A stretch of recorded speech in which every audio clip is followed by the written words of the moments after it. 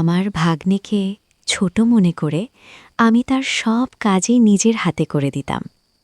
একদিন বাড়িতে কেউ ছিল না। তখন হঠাৎ করে আমার ভাগ্নে তোয়ালে পেঁচিয়ে আমার ঘরে দৌড়ে এলো। এসে বলল, মাম, আমি অনেক ব্যথা পেয়েছি। বলেই সে আমার বিছানায় শুয়ে পড়ল। সে বলল, মাম, কি দেখছ? আমি ভাবলাম সত্যিই কিছু ঘটেছে, তাই তার কাছে গেলাম। কিন্তু যখন আমি তাকে দেখতে গেলাম, হঠাৎ করে সে আমাকে, তার যে ছেলেটিকে আমি এতদিন নির্দোষ মনে করতাম, সেই মুহূর্তের মধ্যে এমন এমন কিছু ঘটল যা আমি কল্পনাও করিনি। ১৯ বছর বয়সে আমার বিয়ে হয়। আমি অনেক সুন্দর দেখতে। বাইরে বের হলে সবাই আমার দিকে চেয়ে থাকত। মনে হতো তারা আমাকে কিছু বলতে চায়, কিন্তু আমি কাউকেই পাত্তা দিতাম না। বন্ধুরা, রেডি থাকো, আজকের গল্পটা অনেক স্পেশাল হতে চলছে। দয়া করে গল্পগুলো ভালো লাগলে ভিডিওটি লাইক, শেয়ার এবং চ্যানেলটি সাবস্ক্রাইব করো প্লিজ। আমার বিয়ে হয়েছিল আমার থেকে অনেক বড় একজন মানুষের সাথে। যখন আমার বয়স ছিল ১৯ বছর, তখন আমার স্বামীর বয়স ছিল ৩৫ বছর। আমার পক্ষে এত বড় বয়স্ক স্বামীকে পছন্দ করা খুবই কঠিন ছিল। তাকে দেখলে আমার রাগ হতো এবং ধৈর্যের বাঁধ ভেঙে যেত। আমি দেখতে বেশ সুন্দরী ছিলাম। আর আমার স্বামী আমার সৌন্দর্য দেখে সব সময় খুশি হতেন, কিন্তু আমি তাকে কখনো আমার কাছে আসতে দিতাম না, এমনকি একই বিছানায়ও শুতে দিতাম না। ধীরে ধীরে আমার মধ্যেও জীবনে একজন মানুষের প্রয়োজন অনুভূত হতে লাগল, কিন্তু কোনোভাবেই আমি আমার সেই বয়স্ক স্বামীর কাছাকাছি যেতে পারতাম না। আমার একাকী জীবন কাটছিল।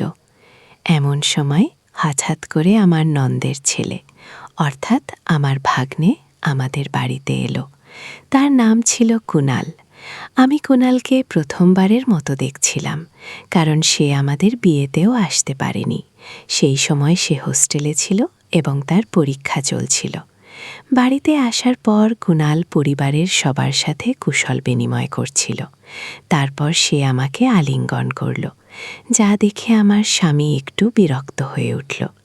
পরিস্থিতি স্বাভাবিক করতে আমি কুনালকে জিজ্ঞাসা করলাম, কুনাল, হঠাৎ করে বাড়িতে আসার সুযোগ কিভাবে পেলি? এই প্রশ্ন করার পরেই আমার শাশুড়ি মা রেগে গিয়ে বললেন, তুমি কি জানতে চাও আর আমার মেয়ের ছেলে এখানে আসতে পারবে না? আমি বিনয়ের সাথে বললাম, না মা, আমার অদাবের বলার মানে ছিল না। আমি শুধু বলতে চেয়েছিলাম কুনাল আমাদের বিয়েতে আসেনি, তো হঠাৎ করে আজ এলো কেন? কুনাল মুচকি হেসে বলল, নানিমাম তো শুধু প্রশ্ন করেছেন, রাগ করবেন না। আমার তখন ফাইনাল পরীক্ষা চলছিল, তাই বিয়েতে আসতে পারিনি। তবে এখন আমি এসেছি, আর মাম থেকে অনেক আদর নিয়ে তবেই ফিরব। যখন মন ভরে যাবে তখনই ফিরে যাব। এই কথা শুনে সবাই হেসে উঠল। আমি কুনালের থাকার বিষয়টা জানতে চাইনি, শুধু মজা করে একটা প্রশ্ন করেছিলাম। কিন্তু শাশুড়ি মা রেগে গেলেন, তাই আর কিছু বলার সাহস পেলাম না। কিছুক্ষণ পর কুনাল ফ্রেশ হয়ে এলে শাশুড়ি মা আমাকে তার জন্য নাস্তা আনতে বললেন। নাস্তা নিয়ে যাচ্ছিলাম, হঠাৎ পা পিছলে প্লেট কুনালের ওপর পড়ে গেল। নাস্তা তার পোশাকে পড়ায় শাশুড়িমা চিৎকার করে বললেন, তাড়াতাড়ি তার পোশাক পরিষ্কার করো। তখন স্বামী বাড়িতে ছিলেন না। আমার স্বামী তখন বাজারের কাজে বাইরে গিয়েছিলেন। শাশুড়ি মায়ের বকুনি শুনে আমি ঘাবড়ে গিয়ে রান্নাঘর থেকে একটি কাপড় আনতে গেলাম। কাপড় পরিষ্কার করার আগে আবার জিজ্ঞাসা করলাম, মা, সত্যিই কি আমাকে কুনালের জামা পরিষ্কার করতে হবে? উত্তরে শাশুড়ি মা রেগে বললেন, আর কে করবে? ভুলটা তুমি করেছ, তাই তোমাকেই ঠিক করতে হবে পুরো ব্যাপারটাই। কুনাল চুপ ছিল। নিজের জামা পরিষ্কার করার চেষ্টা করেনি।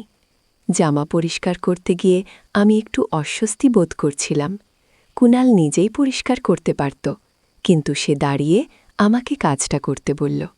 আমার সংকোচ হচ্ছিল, আর সে মিষ্টি চোখে তাকিয়ে বলল, মা, এখানে এভাবে পরিষ্কার করুন। ধীরে ধীরে নির্দেশনা দিল কিভাবে করতে হবে। ঠিক তখনই আমার স্বামী ফিরে এলেন।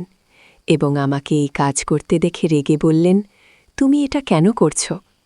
তখন আমি তাকে সব খুলে বললাম, আমি ইচ্ছে করে এটা করছি না, শাশুড়ি মায়ের নির্দেশেই করছে। আমার স্বামীর নাম রাজু। তিনি শাশুড়ি মায়ের দিকে তাকিয়ে বললেন, মা, কুণাল এখন নিজেই, সে আর ছোট্টি নেই যে আমার স্ত্রীর সাথে এভাবে কাজ করানো হবে। যা হয়েছে তা ছিল একটা দুর্ঘটনা। ভবিষ্যতে এমন কোনো কাজ করার চেষ্টা করো না যা একজন পুরুষের কাজ। এই বলে রাজু আমার হাত থেকে কাপড়টা সরিয়ে নিয়ে চলে গেলেন। তিনি যে বাজারের জিনিসপত্র নিয়ে এসেছিলেন তা পাশে রেখেই বেরিয়ে গেলেন। এরপর আমি সেই জিনিসপত্র নিয়ে রান্নাঘরে চলে গেলাম। কুণাল আমার পিছু পিছু এলো নল থেকে হাত ধোয়ার সময়। সে আস্তে আস্তে কিছু বলছিল, যেন তার মনের মধ্যে কিছু ভারী কষ্ট জমে আছে। আমি শুনলাম সে বলছিল, এখান থেকে চলে যাব। আমি অবাক হয়ে বললাম, কুণাল, তুমি তো মাত্র কয়েক ঘন্টা আগে এখানে এসেছ, এত তাড়াতাড়ি চলে যাওয়ার কথা ভাবছ কেন? তখন কুণাল বলল, আমি তো বাইরের মানুষ, তাই হয়তো এখানে থাকার কোনো মানেই নেই। মামিও হয়তো আমাকে বাইরের লোক মনে করেন। মায়ের স্নেহ পেতে এসেছিলাম, কিন্তু হয়তো আমার ভাগ্যে তা নেই। এই কথা বলে সে চলে যেতে চাইল। আমি তখন হঠাৎ করেই তার হাত ধরে ফেললাম। হাতটা একটু জোরে টেনে ফেলায় সে আমার একেবারে কাছে চলে এলো। তখন আমি দ্রুত তাকে সরিয়ে দিয়ে বললাম, দুঃখিত, আমি ভুল করে ফেলেছি। কুণাল, আমি ভুল করে তোমাকে টেনে এনেছিলাম। বলার পর আমি তাকে বোঝানোর চেষ্টা করলাম, কুণাল, রাজুর কথাগুলোকে মন থেকে নিও না। আসলে আমি আমার স্বামীকে তেমন গুরুত্ব দিই না। সে শুধুমাত্র সম্পত্তির জন্য আমার পেছনে ঘুরে বেড়ায়। তোমার পোশাকে কিছু পরলেও আমি পরিষ্কার করতাম, যেমনটা তোমার জামাকাপড় পরিষ্কার করেছি। যদি সত্যি আমার কাছ থেকে আদর স্নেহ পেতে চাও, তবে এখানেই থাকো, না হলে রাজুর কথাগুলো মনে রেখে চলে যেতে পারো। এরপর বললাম, দেখো এখন কি করবে? আমার কথা শুনে কুণাল বলল, মাম, সত্যি বলতে আপনার কথাগুলো শুনে আমার সব রাগ গলে গেল। এখন শুধুমাত্র আপনার জন্যেই এখানে থাকব। আপনি যদি বলেন তবে এখন থেকে আমি আপনারই বলেই সে আমাকে আলিঙ্গন করল। কুণালের এমন ছোট ছোট কথাগুলো আমার মনে প্রভাব ফেলছিল। চোখের পলকেই 5 দিন কেটে গেল। এই কদিনে কুণাল বাড়ির একজন সদস্য হয়ে উঠেছিল। প্রতিদিন সকালে আমার স্বামী তাকে দোকানে নিয়ে যেতেন। রাজুর একটি ছোট দোকান ছিল, আর কুণালকে একঘেয়েমি থেকে বাঁচাতে তাকে সঙ্গ নিতেন। কুণাল আসার পর বাড়ির কাজের চাপ বেড়ে গেল। শাশুড়িমা সারাদিন মন্দিরে থাকায় বাড়ির কাজে সহায়তা করতেন না, আর স্বামীর আয়ও কম ছিল, তাই কাজের লোক রাখা সম্ভব ছিল না। একদিন আমি রাজুকে বললাম, রাজু, এত কাজ আর পারছি না। বাড়িতে এখন আরও একজন সদস্য, কিন্তু শাশুড়িমা কোনো সাহায্য করছেন না। আমাদের কথোপকথন শাশুড়িমা শুনে ফেললেন। রেগে ঘরে ঢুকে বললেন, এই বয়সে তুমি আমার কাছ থেকে কাজ করাতে চাও, আর স্বামীর কানেও কথা ঢালছ। এরপর তর্ক শুরু হলো। রাজু এসে বলল, দুজনেই চুপ করো। মা আর আগের মতো কাজ করতে পারেন না, আর আমি কাজের লোক রাখতে পারব না। যার জন্য বাড়ির কাজ বেড়েছে সেই সাহায্য করবে। তারপর রাজু কুণালের দিকে তাকিয়ে বলল, কুণাল, তুমি দোকানে যাবে না, বাড়িতে থেকে মামের কাজে সাহায্য করবে।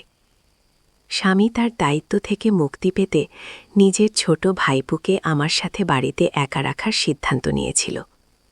আমি কিছু না বলেই কারি সিদ্ধান্ত মেনে নিলাম। পরের দিন থেকে কুণাল বাড়িতে থেকে আমার সাথে কাজ করা শুরু করল। সকালে ঘরের কাজের সময় সে আমাকে সাহায্য করত। নাস্তার পর শাশুড়িমা মন্দিরে চলে যেতেন, আর রাজু দোকানে বেরিয়ে যেতেন। তাদের যাওয়ার পর আমি নাস্তা করতাম এবং কুণাল আমার সাথে বসে খেত। কুণালের কিছু আচরণ আস্তে আস্তে আমার নজরে আসতে শুরু করেছিল। যখন শাশুড়িমা ও রাজু বাড়িতে থাকতেন তখন সে দূরত্ব বজায় রেখে কাজ করত, কিন্তু যেই তারা বেরিয়ে যেতেন কুণাল আমার অনেক কাছাকাছি চলে আসত। তবে ভালো দিক ছিল যে শাশুড়িমা যে কোনো সময় বাড়ি ফিরে আসতেন, আর এই ভয়ে কুণাল কিছুটা সতর্ক থাকত। সকালের দিকে যখন শাশুড়ি মা ও রাজু বাইরে যেতেন তখন কুণাল মাঝে মাঝে আমার কাছে তার ব্যক্তিগত কাজের জন্য বলতো। যেমন সে যখন গোসল করতে যেত আমাকে বলতো তার কাপড় বিছানায় গুছিয়ে রাখতে। তার সাহস এতটাই বেড়ে গিয়েছিল যে একদিন সে আমাকে বলল, মাম, আমার শাড়ি পরে আসো, শাড়িতে তোমাকে অনেক সুন্দর লাগে। এসব বিষয়গুলো আমি উপেক্ষা করছিলাম, কিন্তু তার আচরণ ক্রমশ বাড়ছিল। একবার সে বলল, মাম, গোসলের জন্য বালতিতে জল ভরে দাও। সেদিন আমি রান্নার জন্য সবজি নিয়ে বেশ বিরক্ত ছিলাম, তাই গোসলের জন্য খুব গরম পানি ভরে রেখেছিলাম। কিছুক্ষণ পরে কুণাল বাথরুম থেকে দৌড়ে আমার ঘরে চলে এলো। তার গায়ে শুধু একটি তোয়ালে জড়িয়েছিল। সে ঘরে ঢুকে বলল, মাম, আমাকে পুড়ে যাওয়া মলম লাগিয়ে দাও, খুব গরম লেগে গেছে। আমি তখন বুঝতে পারলাম আমি রাগের মাথায় অত্যধিক গরম পানি দিয়েছিলাম। আর সে হয়তো পানি পরীক্ষা না করেই গোসল শুরু করেছিল। কুণাল আমার দিকে এসে বলল, মাম, খুব জ্বালা করছে, কোনো ক্রিম বা কিছু আছে কি, একটু লাগিয়ে দাও। সে তার পা দেখালো যেখানে সে বলছিল পুড়ে গেছে। আমি একটু নার্ভাস হয়ে গেলাম এবং বললাম, আমার ভুল হয়েছে, রাগের মাথায় এমনটা করিনি।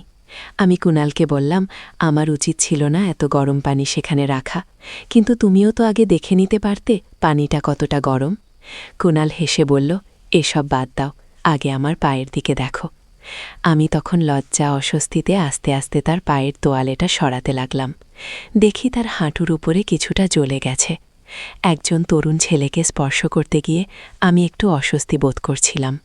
তোয়ালেটা সরানোর আগে একবার কুণালের দিকে তাকালাম। তার চোখের চাহনি দেখে আমি একটু দূরে সরে গেলাম। তারপর বললাম, তুমি মিথ্যে অভিনয় করছো তাই না? কুণাল বলল, মাম, আমি জানতে চাইছিলাম তুমি রাগ থেকে এটা করেছ নাকি আমার জন্য চিন্তিত ছিলে। আমি তো শুধু তোমার সাথে একটু মজা করছিলাম। তার কথায় আমি রেগে গেলাম। হঠাৎ সে আমার হাত ধরে তার দিকে টেনে নিল আর চোখে চোখ রেখে বলল, মাম, আমি তোমার কাছে কেমন? তার প্রশ্নটা অদ্ভুত লাগল।